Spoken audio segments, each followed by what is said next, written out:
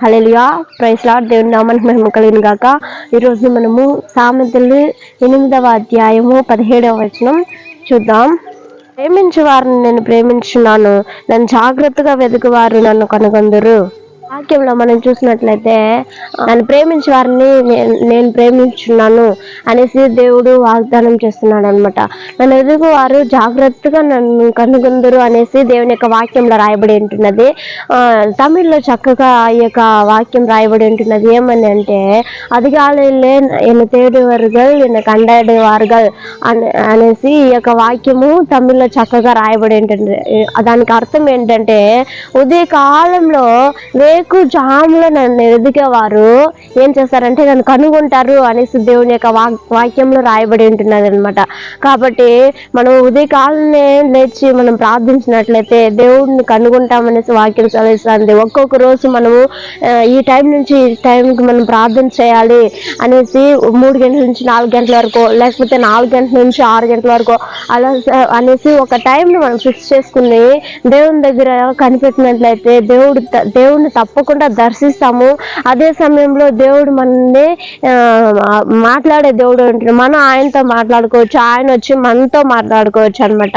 ఈ విధంగా ఈ యొక్క అవకాశం దేవుడు మనకి ఇస్తున్నాడు. కాబట్టి ప్రతి ఒక్క రోజు ఉదయాన్నే లేచి రేకు జామునే లేచి మన పనులు ఎన్ని ఉన్నా పక్కన పెట్టి మొదట స్థానం దేవునికి ఇచ్చినట్లయితే దేవుడు మనం ఆశ్రయించే దేవుడు అంటున్నాడు.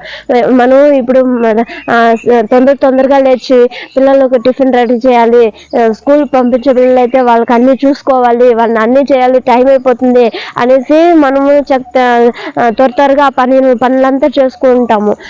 కాకపోతే ఆ పనులు చేయడానికి ముందుగా మనం దేవుణ్ణి వెతకాలి. మొదట దేవుడు చెప్తున్నాడు మత్తయి సువార్తలో 6వ అధ్యాయంలో ఏమని రాసిందంటే, మొదట నా నీతిని నా రాజ్యాన్ని వెతుకుడి అనేసి దేవుని యొక్క వాక్యంలో ఉంటుంది అనమాట. కాబట్టి మొట్టమొదటిగా మనం ఏం చేయాలంటే పొద్దున లేచిన వెంటనే దేవుణ్ణి స్తుతించాలి, దేవుణ్ణి మన స్తోత్ర బలి చెల్లించాలి, దేశం కొరకు ప్రార్థించాలి. తర్వాత చూసినట్లయితే మనము దైవ సేవకుల కొరకు ప్రార్థించాలి, వారి క్షేమం కొరకు ప్రార్థించాలి, విశ్వాసం కొరకు ప్రార్థించాలి. తర్వాత మనం చూసినట్లయితే మన కుటుంబాల కొరకు, మన సొంత బంధాల కోసం, ఒక్కొక్కరు బిడ్డల కోసం ప్రార్థించి లాస్ట్గా మన కొరకు మనం ప్రార్థించాలన్నమాట. మనం ప్రతి ఒక్క రోజు ఈ కార్యం తప్పక చేయండి. దేవుడు తప్పక మీ యొక్క జీవితంలో దేవుడు అద్భుతములను దేవుడు చేసే దేవుడు అంటున్నాడు. యోబు అదే విధంగా ఏం చేశాడంటే, ప్రతిరోజు ఏం చేశాడంటే ఉదయకాల అరుణోదయం లేచి అతడు ఏం చేశాడంటే వాళ్ళ యొక్క పిల్లల కోసం రోజు దహన బలి అర్పించేవాడట. ఎందుకంటే నా పిల్లలు వారి యొక్క హృదయంలో దేవుని గురించి తప్పుగా యోచించారేమో, తప్పుగా మాట్లాడారేమో అనేసి యోబు వాళ్ళ పిల్లల గురించి ఏం చేస్తాడంటే ఒక్కొక్క రోజు అరుణోదయం లేచి ఒక్కొక్క బిడ్డ కొరకు వాళ్ళకి యోబుకి 10 మంది బిడ్డలంట, వాళ్ళందరిని పిలుచుకొచ్చి కూర్చోబెట్టి వాళ్ళకందరికి ఒక్కొక్కరికి ఒక్కొక్క దహన బలి అర్పించేవాడంట. కాబట్టి దేవుడు తన యొక్క కుటుంబం చుట్టూ కంచె వేసి కాపాడినాడంట.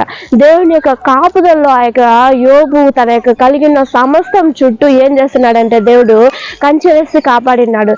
కాబట్టి మనం ఏం చేద్దామంటే మనం కూడా ప్రతి ఒక్క రోజు దేవుని దగ్గర మొరపెట్టినట్లయితే, ప్రతి ఒక్క రోజు మన సమస్యలన్నిటిని దేవుడి దగ్గర చెప్పినట్లయితే, మన కలిగిన సమస్యల చుట్టూ దేవుడు కంచె వేయాలంటే మనం ఏం చేయాలంటే మన పిల్లల కొరకు ఏం చేయాలంటే ప్రతి ఒక్క రోజు ప్రార్థించాలన్నమాట.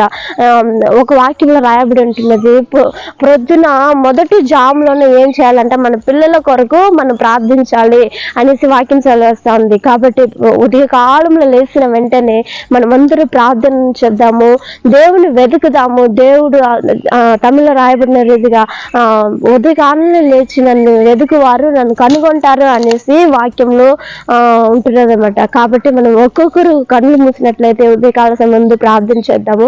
హల్లెలూయా, స్తోత్రం రాజా. ఉదయకాలం నా తండ్రి ప్రభా, ఈ వీడియో చూసిన ప్రతి ఒక్కటి మీరు ఆశీర్వదించండి. యోబు తన కలిగిన సమస్తం చుట్టూ ప్రభా మీరు కంచేసి ఎలా కాపాడారు, అదేవిధంగా మేము ఏసయ్యా రోజు ఉదయకాలనే లేచి ఏసయ్యా మేము స్తుతించే భాగ్యాన్ని, గణపరిచే భాగ్యాన్ని మీరు మాకు ఇవ్వండి. మిమ్మల్ని చూసే భాగ్యాన్ని, మీరు నాతో మాట్లాడండి, మేము మీతో మాట్లాడతాం ఏసయ్యా.